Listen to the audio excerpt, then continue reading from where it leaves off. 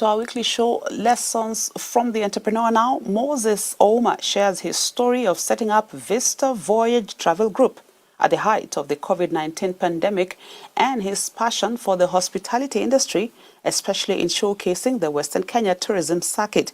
Here is the story of VisaVoyage Travel Group.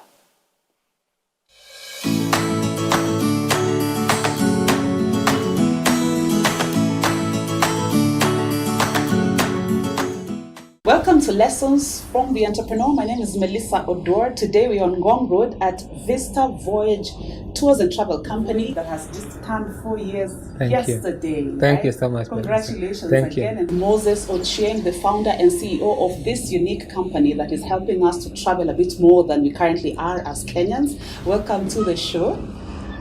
And he's going to tell us a bit about why, as an entrepreneur, he decided to venture in this industry. Welcome, Moses. Thank you so much, Melissa. My name is Moses Ouma Ochieng, founder and CEO of VisaVoyage Travel Group. So VisaVoyage Travel Group is a travel management company that started in the year 2020, April, during COVID, of course. Yeah, and we offer exemptional travel services to different range of clients, starting across from air ticketing service, hotel booking reservations, and custom-made tours and safaris. That is luxury tours. Yes. So you see, in April, during COVID time, a lot of people are shutting down. Yes. So tell us about the travel industry. Was picking up at this point, or it was just your strategy? It was actually a continuation of my vision from school. Yes. Because I had nothing to do during the period, and I thought, why not continue with lessons in terms of getting familiar with the travel destinations around the country. And now, because of COVID, I came up with the idea of at least having an ice-breaking packages for families or for closed group during the COVID quarantine period. Mm-hmm. Like, why not just have some time, relax and unwind in Nairobi National Park, in Karura Forest, at least during COVID, to give you hope there is life still after COVID. Still you can visit a place with your closet, because at the end of the day, you're still with your family during that time in the house.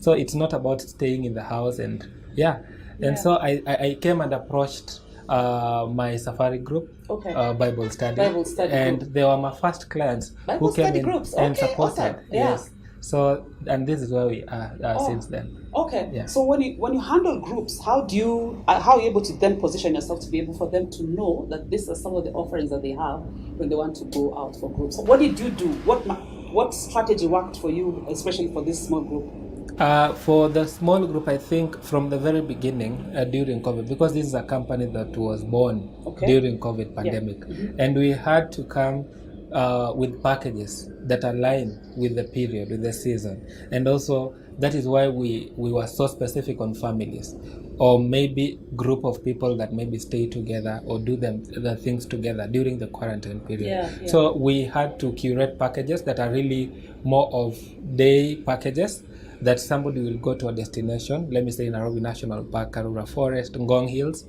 go back home and relax. Because of the lockdown of the other counties, there were no inter-county travels. So it was very limited from that point. I know your other portfolio is to handle the Western circuit in the tours and travel industry. Yes. Tell us a bit about that. And because a lot of us, when we talk about tours and travel, we think of Masai Mara and Mombasa. And yet we know that tourism is a devolved function. So tell us a bit about that portfolio that you handle. Yes, so I also come in as a Western Chapter Coordinator or Chairperson under the Tour Operator Society of Kenya, which is an association of about 150 plus operators. We also have hotels as our partners, affiliate members. We have also airlines as our members. And now what we are doing, like right now within the Western Circuit, we're trying to bring a different experiences. You know, travel is about getting new experiences. And to me, in my office, I'm like, Kenya is just more than just a safari. There's something beyond going to Masai Mara, going to our beaches. Like, there's so much more to experience in the Western Circuit that is untapped, and people have never come to experience this. We have things to do with horticultural tours, farm tours to the tea farms in Kericho. You know how beautiful they are.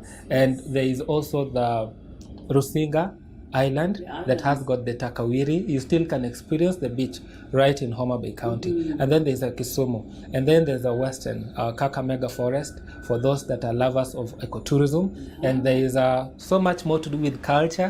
The Mulembe Fiesta, the Luo traditional dances, and just experience more of about the Ramogi Hills and the cultural experiences in the Western Circuit. So it's so much more than a safari. So this is what we are trying to bring to the limelight. Awesome. Yes. So maybe to start this conversation, we should have started by saying congratulations for 4 years of Vista Voyage. Thank you so much. And then maybe take us back to the initial days when you started Vista. Some of the challenges as an entrepreneur that you learned along the way as you started this tours and travel. Okay. I know for one, you started in the industry with a lot of passion. Yes. So passion is a driving force. It is. But will passion sustain me in this journey as an entrepreneur? You have to have a thick skin then. Yeah, because there are a lot of challenges as young people, and I will speak from part of as a young person. I faced a lot of criticism. Like, you're so young at your age, like selling safari experiences or tours or travel. You're dealing with different people, and these people, when you hear my voice, you will think it's a very matured person. But when you see me as a person, this is me. So somebody will be like, am I really going to entrust this person with this much money? Because there's that notion about youth and them being cheeky and stuff. But I still kept pushing. And at the end of the day, I know what I am selling and the type of service, and also where I need to place myself at. So every time I'm offering services, they have to be exemptional. I have to come and assure that indeed what I promised is delivered. And I think from that, there is referrals. People will still come and love your products, your services that you have. And then another thing is the people that you're also dealing with. How are you planning yourself? How are you budgeting for your company?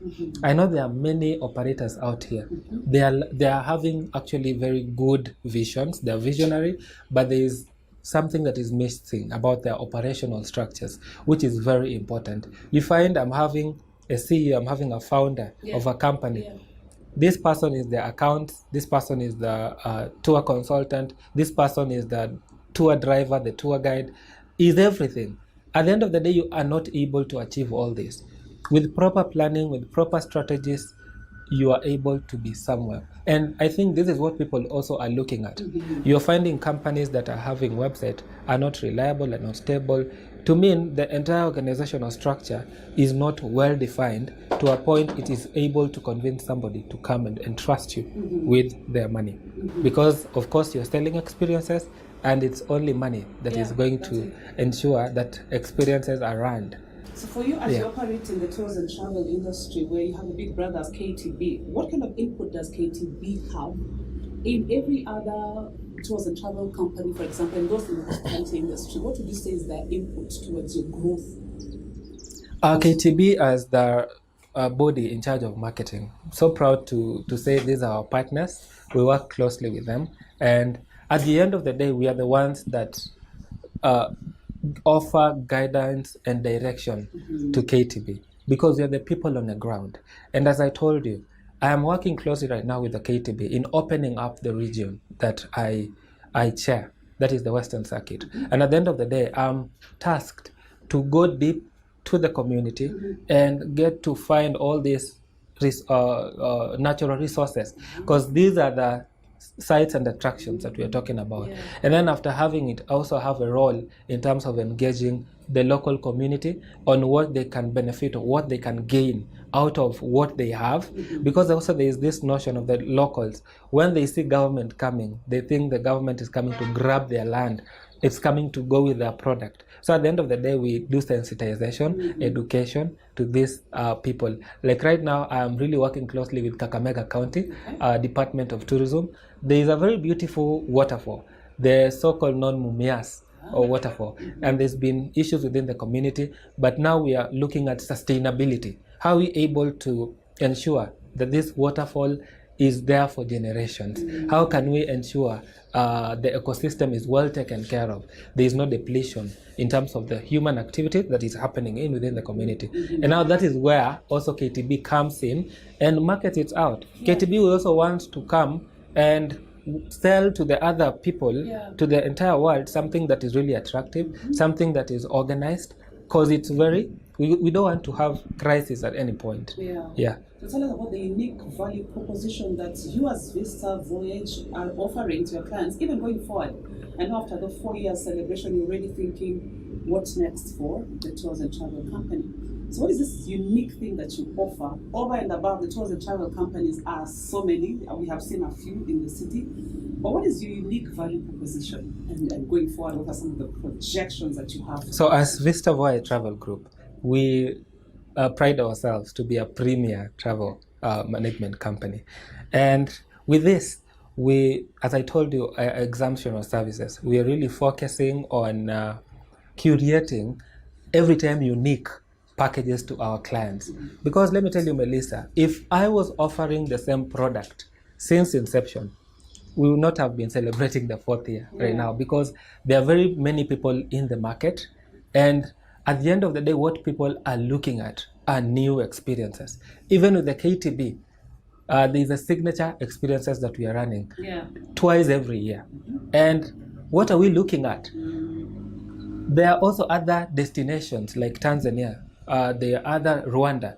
So if Kenya is not as unique as possible, then we will end up losing our international arrivals. So even as companies, we should also be focusing towards that trajectory. So even as Kenya Tourism Board, we have to come and be so unique and align with what they have in terms of they're asking us right now as a company, what is the unique service that you are really offering your client?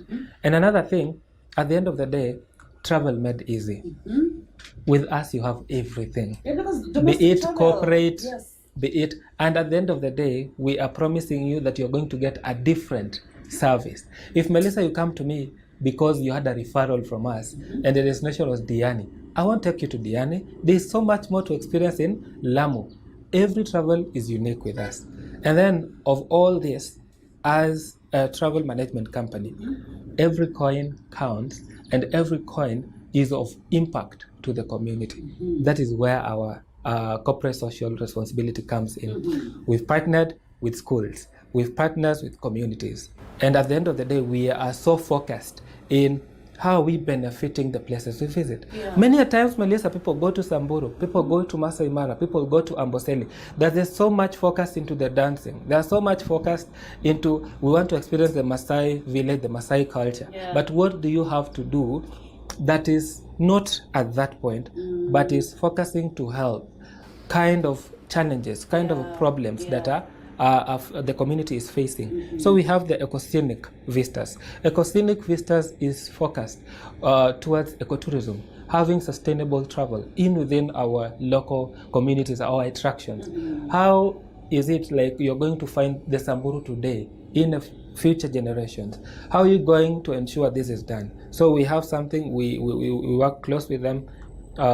Some of these attractions we work with are in arid and semi-arid areas. So we are able to provide seed balls to them. So seed balls, they are able to throw it and it grows and sprouts. We have already the green environment.